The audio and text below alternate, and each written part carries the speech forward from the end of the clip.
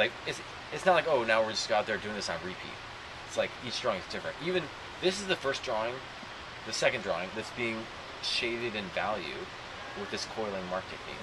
The drawings, the prior drawings that were drawn down in black and white were all line work. They were just contours. It was like where you see an edge, you put a line.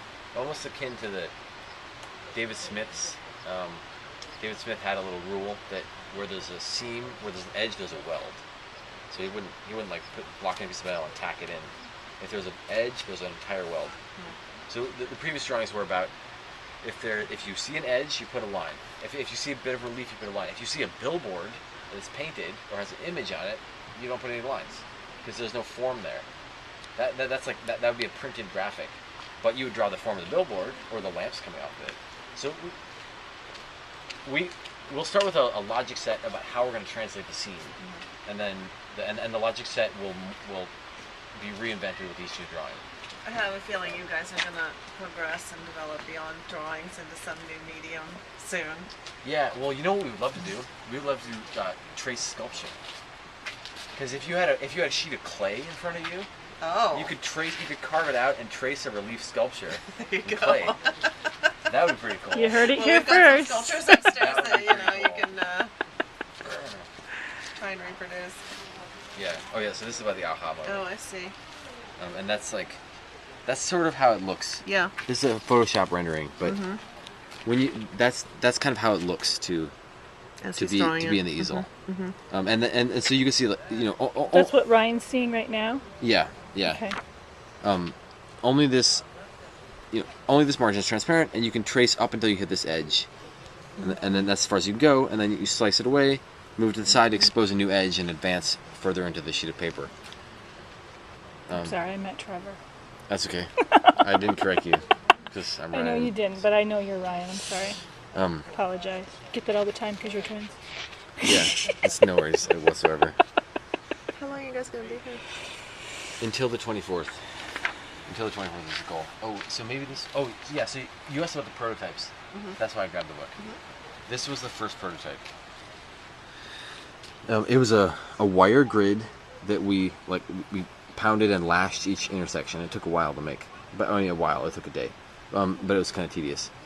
And then that flat 90-degree grid was wrapped onto the surface of a sphere. And how did you decide what size what size sphere to wrap it around? Yeah, mostly it was ergonomics. It was what's comfortable to get your arm in there. Like what's it's got to be anywhere between here and there, unless you want to have a long pen. But there's a limit to how far you can reach. Okay. So it was just what feels comfortable in there, and it was actually a little too small. This is a little too small.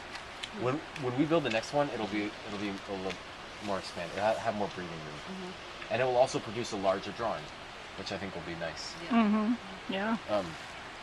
But so, what's going on with the shape here is that we have a 90-degree grid, which represents your standard imaging plane. I mean, flat rectangles. That's the art plane in general. Of course, it's not 100%, but that's a very much standard imaging plane for photographs, computer screens. Right. And we wanted to go from a flat plane onto a sphere, but we wanted to do it in a very deliberate way. So we took a flat grid and wrapped it onto a sphere, and that's what led to these pointy corners. It's how that grid contorts when it's bent onto a sphere. Sure. And that was our initial shape. We won't always use this shape. In fact, the next drawing we do next month is going to be, it's going to be more of a figure 8 that represents the